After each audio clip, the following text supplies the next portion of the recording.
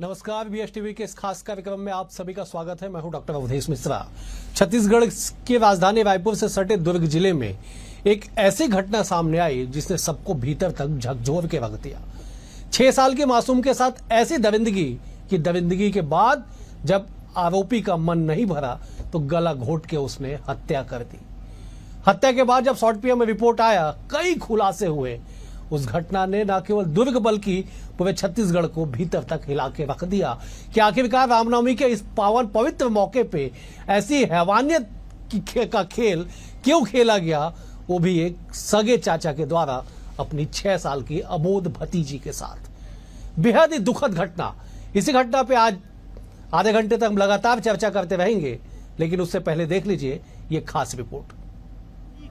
6 अप्रैल दिन रविवार, स्थान मोहन नगर, थाना दुर्ग, छत्तीसगढ़। घटना, कन्या भोज करने घर से निकली 6 साल की मासूम कभी घर नहीं लौटी।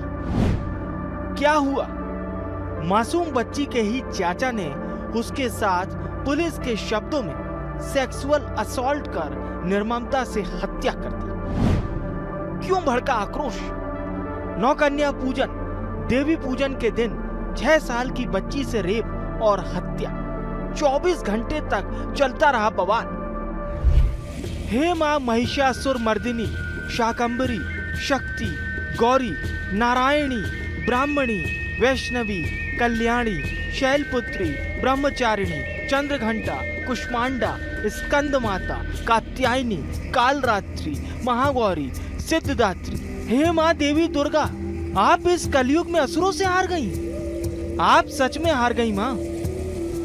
मां, महानवमी के दिन जिस वक्त आपकी स्तुति की जा रही थी, भजन पूजन किया जा रहा था, आपको कन्या रूप में मानकर 56 भोग परोसे जा रहे थे, 9 दिनों की पूजा के बाद जब आप आशीर्वाद दे रही थी, ठीक उसी वक्त दुर्ग में एक इंसान रूपी भेड़िया अपनी 6 साल की अबोध भतीजी को नोच रहा था, खरोच रहा था, उसके आबरू को अपने वहशीपन के तले रौंद रहा था। उस वक्त आप हार गई मां।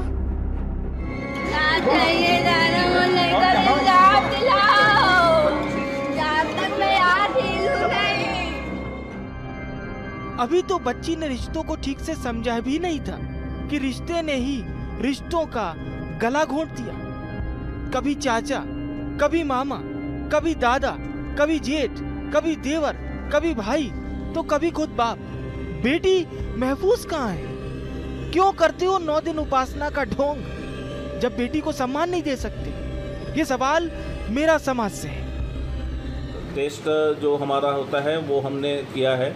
इसमें स्पष्ट रूप से एक आरोपी चिन्हांकित हुआ है। उसने घटना की स्वीकारोक्ति की है।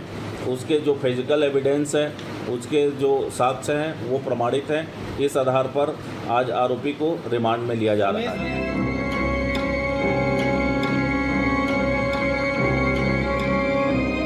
पुलिस खुश है, अपनी ही पीठ थपथपा रही है कि 24 घंटे के भीतर आरोपी को पकड़ लिया गया। पुलिस कप्तान अपने मातहतों को बधाई दे रहे हैं। यूं तो सीआरपीसी से लेकर बीएनएस तक बहुत कुछ बदला, नहीं बदला तो सिर्फ महिलाओं पर अत्याचार, बेटियों की लुटती आबरू और हैवानों की हैवानियत। अब कीजिए ना तारीफ, दिल खोलकर कीजिए तारीफ, क्योंकि 6 साल की उस मासूम बच्ची का तो कफन दफन हो गया। एक काम कीजिए ना, लगे हाथ रिश्तों से लेकर इंसानियत का भी कफन दफन कर ही दीजिए। गुस्सा, आक्रोश, सवाल तो बहुत, मगर क्या फायदा इससे?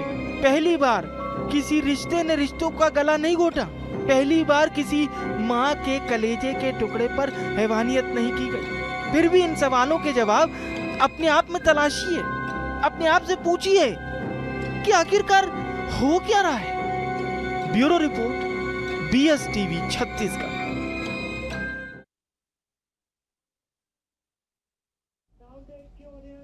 इस रिपोर्ट को देख के निश्चित तौर पे आप सोचने पे मजबूर होंगे कि हमारा समाज जा कहां रहा है। कानून का खौफ क्यों समाप्त हो चुका है? क्यों रिश्ते तार तार हो रहे हैं? दर्जनों सवाल। उन सवालों के जवाब तलाशने की कोशिश करते हैं। फिलहाल दो बेहद ही खास मेहमान हमारे साथ स्टूडियो में मौजूद है। मेहमानों का परिचय आपसे करा देता हूं। कांग्रेस नेत्री प्रगति वाजपेयी हमारे साथ है। प्रगति जी, आपका बहुत स्वागत है। मनोरोग विशेषज्ञ मनोवैज्ञानिक कह लीजिए डॉक्टर मनीषा मैवल भी हमारे साथ है। मैडम, आपका भी बहुत स्वागत है। मैडम, आप तो मनोवैज्ञानिक हैं, आपसे ही समझना चाहेंगे कि रिश्तों के द्वारा ही अगर रिश्तों का कत्ल कर दिया जाए, उसे रौंद दिया जाए, तो कैसे इस समाज में काम चलेगा? ये वाकई में बहुत ही ज्यादा दुखद और कष्टप्रद घटना घटी है। और आज की डेट में अभी का जो समय चल रहा है, दौर चल रहा है, इसमें ऐसी घटनाएं इतनी ज्यादा हो रही है। कुछ समय पहले बिलासपुर में 4 साल की बच्ची के साथ हुआ, अभी ये हुआ, उसके पहले मतलब इनके पास 2 साल का बच्चा है चाहे 60 साल की महिला है, इससे फर्क नहीं पड़ता। इनका पूरा का पूरा उद्देश्य ऑपोजिट सेक्स की तरफ का अट्रैक्शन है, जो कि एक विकृत मानसिकता को दर्शाता है। और उसका बहुत बड़ा कारण है ये जो दुनिया भर के इन लोग नशे करते हैं, ड्रग एडिक्शन, उनकी मानसिकता, उनका परवरिश उनकी कैसी हुई है, उनका वातावरण कैसा है, और knowledge of lack in sex education, ये सारी चीजें मिलकर ऐसी वाली हरकतें कराती हैं। और एक छोटी बच्ची के साथ अगर कोई व्यक्ति ऐसा कर रहा है, वो भी उसका रिश्तेदार, चाचा, जो बच्ची अपने दादी बुआ के घर अपने ही परिवार में है और सुरक्षित नहीं है, ऐसी बच्ची के साथ अगर कुछ हो रहा है, तो उसका बहुत बड़ा कारण यही समझ में आता है कि नशे के धुन में व्यक्ति अपने पूरे कंट्रोल खो चुका है और रिश्तों की मर्यादा पूरी तरह से घुट चुकी है। बिल्कुल आपने सही कहा। मैं प्रगति जी आपके पास आना चाहूंगा। राजनीति हर मुद्दे पे होती है, स्वाभाविक इस मुद्दे पे भी जम के राजनीति होगी, होनी भी क्यों नहीं चाहिए। एक बड़ा विषय जो मिला है राजनीतिक दलों को, लेकिन एक 6 साल की मासूम जिसने अपने जीवन के 5 बसंत ही देखे थे, उसे रौंद दिया गया उसी के चाचा के द्वारा। तमाशबीन बन गए लोग, कुछ हो नहीं सका वहां पे। केवल आप और हम चर्चा करेंगे। प्रगति जी, किसे जिम्मेदार मानती हैं आप, बताइए जरा। देखिए अवधेश जी, वाकई रूह को कपा देने वाला ये मामला जो नवमी के दिन जब शक्ति का पूजन पूरा देश कर रहा था, उस समय उस बच्ची के साथ जो घटना घटी, 6 साल की अबोध बालिका के साथ, जो शायद कुछ जानती ही नहीं थी। जैसा आप देखिए, इस प्रदेश में लगातार, मैं पिछले 1 साल यदि आपको देखना चाहती हूँ, तो 3000 से ज्यादा रेप के मामले सामने आए हैं, जहां बच्ची 4 साल की बच्ची से लेकर 60 साल की बुजुर्ग महिला तक इसमें शामिल है। सबसे ज्यादा केसेस राजधानी रायपुर के हैं। मैं उसी दुर्ग जिले का आपको एक मामला बताना चाहती हूँ अवधेश जी। आपको ज्ञात होगा, डीपीएस स्कूल की एक बालिका के साथ, KG1 में पढ़ने वाली बच्ची के साथ बलात्कार होता है। आप देखिए, उनके जो परिजन हैं, वो पीड़ित जो है, उन्हें प्रताड़ित किया जाता है स्कूल मैनेजमेंट के द्वारा और प्रशासन के द्वारा। ये राजनीति नहीं है अवधेश जी, लेकिन मजबूत विपक्ष के तौर पर हम ये आवाज उठा रहे हैं अवधेश जी। कल का आप नवमी के दिन का आप मामला देखेंगे अवधेश जी, तो आपको ज्ञात है, देखिए कहाँ है इस प्रदेश का लॉ एंड ऑर्डर। क्यों मजबूर थे उस बच्ची के परिजन, माँ बाप की बच्ची के शव को लेकर उन्हें थाने के सामने न्याय की गुहार लगानी पड़ी अवधेश जी। वाकई इस प्रदेश के लिए वो काला दिन था। छत्तीसगढ़ महतारी की अस्मिता पर बहुत बड़ा दाग था। जिस प्रदेश के नाम में छत्तीसगढ़ महतारी लगा हुआ है, उस प्रदेश में बालिकाओं की ये स्थिति अवधेश जी, छत्तीसगढ़ की ये संस्कृति कभी भी नहीं थी। और ये निश्चित तौर पर इस प्रदेश के लिए काला दिन था। सरकार इसके लिए जिम्मेदार है। ठीक है, चलिए, सरकार जिम्मेदार है। बीजेपी से भी हमारे साथ मेहमान जुड़ गए, रूपाली शर्मा जी। रूपाली जी, बहुत आपका स्वागत है। रूपाली जी, सरकार इसके लिए जिम्मेदार है, प्रशासन इसके लिए जिम्मेदार है, पुलिस इसके लिए जिम्मेदार है। आज नहीं, सदियों से बात सुनाई पड़ रहा है कि सरकारें जिम्मेदार है। आप और हम कब जिम्मेदार होंगे, जरा बता दीजिए, जवाब दीजिए जरा।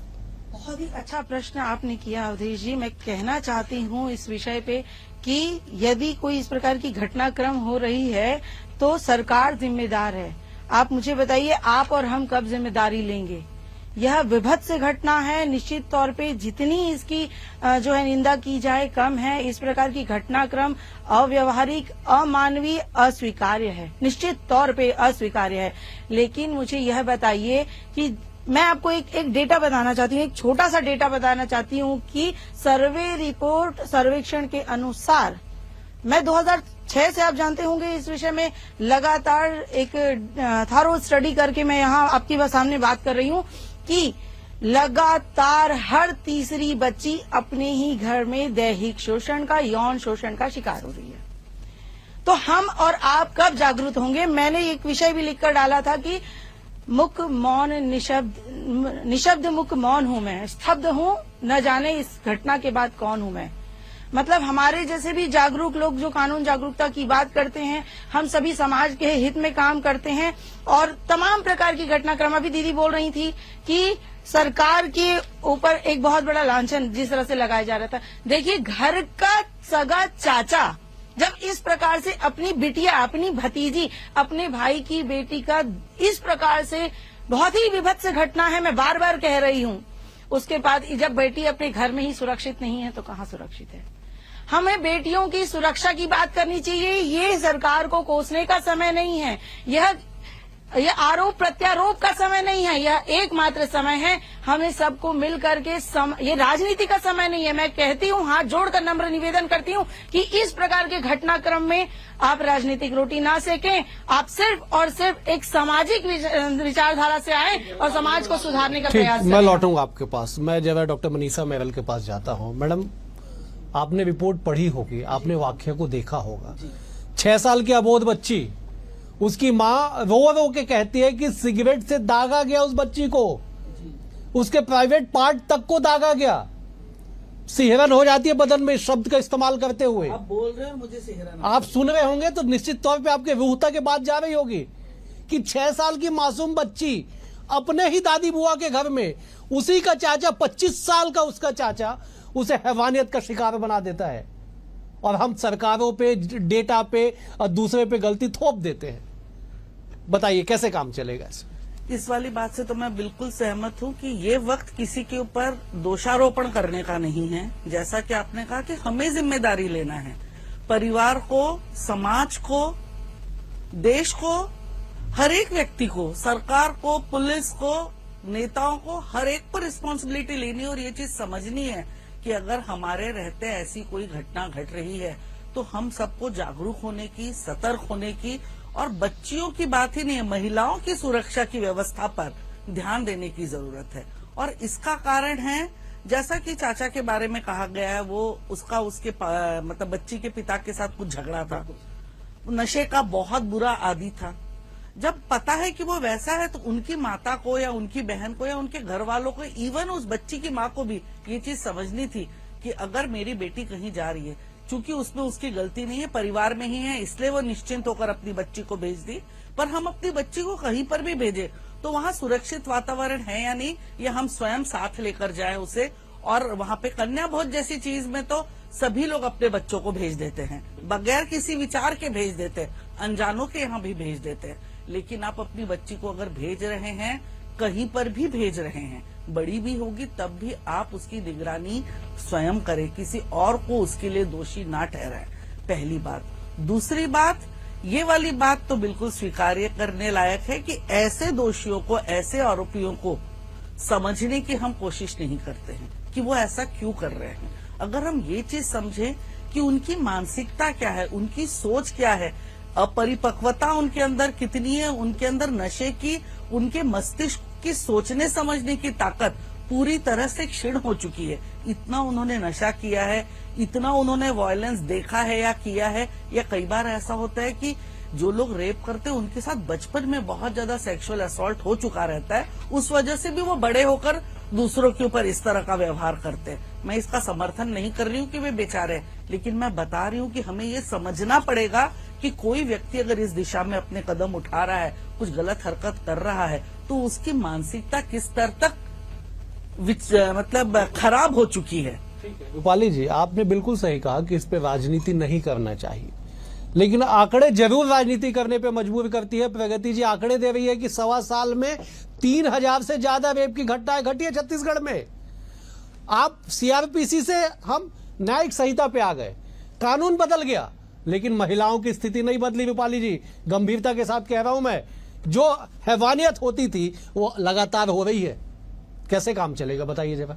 देखिए, मैं आपको बताना चाहती हूँ कि जब बच्चा एक समय के बाद कुछ बड़ा हो जाता है जब बच्चे के जो पूत के पांव कहा जाता है पालने में नजर आ जाते हैं। बच्चा जब थोड़ा बड़ा हो जाता है तो उसकी शैतानियां, उसके अंदर की विधाएं हमको समझ में आने लगती हैं। तो यदि आरोप प्रत्यारोप की ही बात कर रहे हैं तो ज्यादा समय नहीं बीता है अवधेश जी। मैं कहना चाहती हूं कि 1 साल पहले के डेटाज आप उठा के देख लीजिए, आप एनसीआरबी का डेटा उठा के देख लीजिए। मैं चुनौती देती हूं, मैं यहाँ घटनाक्रम को कहीं से सही साबित नहीं करने लगी हूं, लेकिन मैं कह रही हूं जितनी निंदा की जाए कम है। लेकिन यहाँ हम राजनीति ना करके आप और हम इस वक्त एक होकर, इवन आप मीडिया पत्रकार बंधुओं से भी, कि किस तरह से एक ऐसी क्रांति लाई जाए, किस तरह से बच्चियों को बचाया जाए। हमारे देश के यशस्वी प्रधानमंत्री नरेंद्र मोदी जी कहते हैं, बेटी बचाओ, बेटी पढ़ाओ, बेटी खिलाओ। तो जब हम उस विचार को देखा लेकर चलते हैं, रूपाली जी, जो एफआईआर हुआ आपने उस पर समय गौर किया है? कितने बजे की घटना है?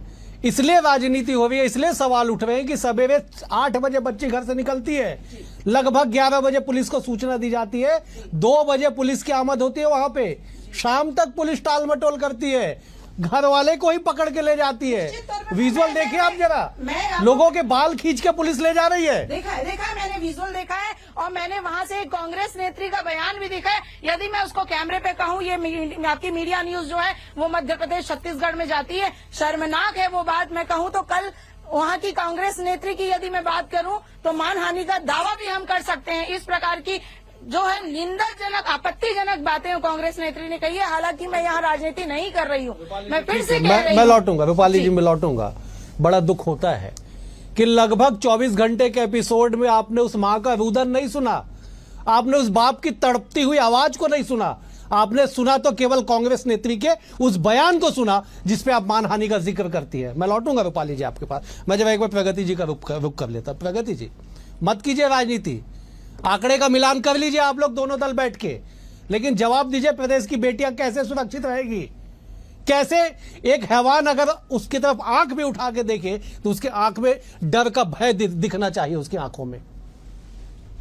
देखिए अवधेश जी, वही तो मैं कह रही हूँ कि जब इस प्रदेश में लगातार इस तरह के वाकये हो रहे हैं तो सरकार नजीर क्यों नहीं पेश करती? क्यों आरोपियों को ऐसा दंड नहीं देती कि आगे इस तरह का कृत्य करने वाले की रूह कांपे, वो डरे?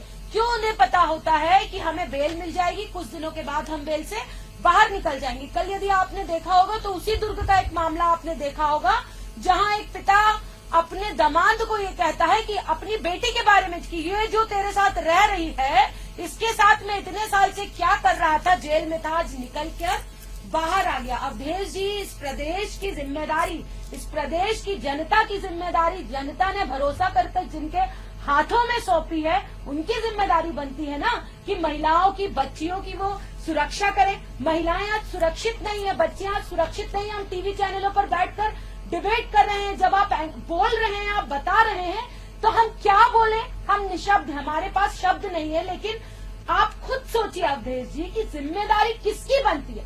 कौन जिम्मेदारी तय करेगा? कौन आरोपियों को सजा देगा? कौन नजीर पेश करेगा? और किस पर सवाल उठेगा? बात इतनी है। बात कांग्रेस भाजपा की नहीं है। मजबूत विपक्ष के तौर पर हम न्याय की गुहार लगाते हैं।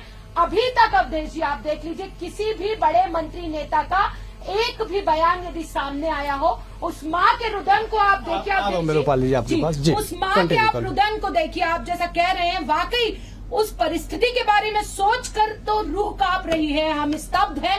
लेकिन क्या करें, एक मजबूत विपक्ष के तौर पर हम सरकार से मांग कर रहे हैं कि राजनीति नहीं है। और जिस तरह की बात ये कर रहे हैं, आपको ज्ञात होगा इस प्रदेश में तब भी भारतीय जनता पार्टी की सरकार थी जब इस प्रदेश का सबसे बड़ा रेप कांड हुआ था अटारी जरवाए का, जहां पति को बांधकर पति के सामने, ठीक है, प्रगति जी, रेप किया गया। तब भी इस तरह की बातें हुई और तब भी इस प्रदेश में भारतीय जनता पार्टी की सरकार थी। ठीक है प्रगति जी, हम जख्मों को ना कुरेदे तो बेहतर होगा, क्योंकि कतई हमारी मंशा नहीं है कि उस माँ के दर्द को टीवी पे बेचा जाए, उस दर्द को कुरेद के उसे दर्शकों को दिखाया जाए, कतई मंशा नहीं है। सवाल केवल उस अबोध बच्ची का है जो 6 साल की जिसकी उम्र थी। मैडम मनीषा, मैं आपका रुख करता हूँ। आपने उस माँ का स्टेटमेंट शायद पढ़ा होगा, सुनिएगा आप उसके बयान को। क्या कहती है उसकी माँ कि 6 साल की मासूम बच्ची, उसके कान पे काटा गया था, उसके गाल पे काटा गया, कंधे पे, कमर पे, गर्दन पे, छाती पे, सब जगह कटे के निशान थे। अब पुलिस क्या कहती है? कि बॉडी गाड़ी में थी, धूप से सनबर्न हो गया, धूप की वजह से फफोले पड़ गए। फफोले और काटने में मां से बेहतर कौन समझ पाएगा अपने बच्चे के दर्द और तकलीफ को? मनीषा जी बताइए आप। देखिए, जो जिम्मेदारी लेना चाहे वो इस पर काम करेगा। पुलिस हो, चाहे राजनीतिक पक्ष हो, चाहे वहां का पार्षद हो, चाहे वहां का सांसद हो। मैं राजनीति की बात नहीं कर रही हूँ, लेकिन मैं कानून की बात ये कर रही हूँ कि कानून को रेप केस जैसे मामले में अगर मगर नहीं करना चाहिए। अगर उस बच्ची के साथ कुछ हुआ है, वो दिख रहा है, उस चीज को स्वीकार है। पुलिस भी जिम्मेदार नहीं, वो बच्ची घर पर उसके साथ हुआ। अगर सड़क पे होता, गाड़ी में होता, कहीं दूसरी जगह जाती, स्कूल में होती, अगर होता, तब हम मानते। वो बच्ची अपने ही घर में है, अपने सगों के साथ है और वहां हुआ है, तो पुलिस इस पे तो और स्ट्रिक्ट एक्शन लेना चाहिए पुलिस को। और दूसरी सबसे बड़ी बात, उसमें आपको किंतु परंतु वाली बात न करते हुए, जो रेपिस्ट है, जो कि उसका सगा चाचा है, उसके लिए कठोर से कठोर दंड, विदिन 50 फास्ट कोड लगाकर उसके लिए कठोर से कठोर दंड, और वो दंड सिर्फ मृत्यु दंड होना चाहिए। रूपाली जी, आप जवाब दे दीजिएगा प्रगति जी के बातों पे, लेकिन इस बात का भी जरूर जिक्र करिएगा। उसकी मां रोते हुए कहती है, बेचैन होके कहती है, बेसुध होके कहती है कि जब कार का दरवाजा खोला गया, उसकी बच्ची की सांसें चल रही थी। उस बच्ची की सांसें चल रही थी। उसकी मां कहती है हॉस्पिटल जाने के बाद मौत हो गई। 11 बजे पुलिस को सूचना दी गई, रात 10 बजे बॉडी मिलती है, लगभग बच्ची मिलती है, कि माफ कीजिएगा मुझे, रात 10 बजे घर से 100 मीटर दूरी पे। इसीलिए सवाल उठते हैं रूपाली जी, केवल इसीलिए सवाल उठते हैं। यहाँ देखिए, पॉक्सो की यदि हम बात करें, हम अधिनियम के तहत बात करें, तो कहीं ना कहीं एक तो नवरात्रि का दिन, नवमी का दिन था। बच्चियां निश्चित तौर पे कन्या भोज के लिए जाती हैं। मैं पुलिस का कोई स्टैंड नहीं लेना चाहती। शीघ्र अतिशीघ्र, मैडम बात कर रही थी फास्ट ट्रैक कोर्ट की, फास्ट ट्रैक कोर्ट का निर्माण ही क्यों किया गया है? अशीघ्र, अतिशीघ्र, और जिस तरह से शॉर्ट पीएम रिपोर्ट की बात करें, तो इन सभी चीजों का अलग से व्यवस्था क्यों की गई है? ताकि छोटे बच्चों को, जुवेनाइल बच्चों को, और इस प्रकार के किशोर और बहुत ही छोटे बच्चों के लिए हम जितने जल्दी हो सके ये कार्यवाही शुरू करें। निश्चित तौर पे पुलिस की लचरता यहाँ दिखाई दे रही है। पुलिस के द्वारा की गई जो है केयरलेसनेस यहाँ दिखाई दे रही है। I am with very my tough words, I am not supporting police, I am not supporting the system, but still I want to say कि जो भी हुआ है, जघन्य कांड हुआ है, बिल्कुल अक्षम्य है। और जिस तरह से जांच की जाएगी, मैडम बात कर रही थी कि किसी बड़े नेता मंत्री का कोई बयान नहीं आया है। शायद आपने ठीक से सुना नहीं होगा, हमारे प्रदेश के मुखिया ने कहा है कि जो भी हुआ है बहुत ही विभत्स घटनाक्रम हुआ है। आप लॉ एंड ऑर्डर की बात कर रहे थे, कल ही कोरबा के मामले में 2021 का मामला था, जब तो सरकार से सत्ता पर थी भी नहीं। और फिर से एक बार बताना चाहती हूँ कि हम भारतीय जनता पार्टी की सरकार यहाँ राजभोग स्वीकार करने नहीं आते हैं, जनता की सेवा करने आते हैं। 2021 के मामले में कल 5 लोगों को रूपाली फांसी की सजा हुई है। रूपाली जी, मैं आपको और ये साधुवाद भी देता बख्शे हूँ। नहीं जाएंगे। रूपाली जी, मैं आपको शीघ्र आपको इसका ठीक है। रिजल्ट देखने को ठीक है मिलेगा। रूपाली जी, मैं आपको साधुवाद देता हूं कि आप सत्ता पक्ष के होने के बाद भी पुलिस के कार्यप्रणाली पे आपने सवाल उठाया। मैं साधुवाद देता हूं आपको। मैं जब एक बार फाइनल कमेंट के लिए प्रगति जी का रुख करता हूं। प्रगति जी, राजनीति से परे हमको निष्कर्ष की ओर बढ़ना होगा। हमको भूल जाना होगा कि आप किस दल से हैं, मैं किस चैनल से हूं। आप भी बच्ची की मां हैं, मैं भी एक बच्ची का पिता हूं। हम सब कहीं ना कहीं बच्चे के पेरेंट्स हैं। हमको उस एंगल से सोचना होगा। प्रगति जी, बिल्कुल अवधेश जी, इस तरह के जितने भी मामले आते हैं, आप देखेंगे तो 99% जो मामले होते हैं बलात्कार के, उसमें जानने पहचानने वाला बंदा ही होता है जो बच्ची के साथ बलात्कार करता है। कोई बाहरी व्यक्ति बहुत कम, आप देखेंगे कि बहुत कम ऐसे केसेस मिलते हैं जहाँ कोई बाहरी व्यक्ति मिलता है। तो सबसे बड़ी, मुझे समाप्त करना होगा। मैं एक कविता जरूर अपने दर्शकों के लिए पढ़ देता हूँ।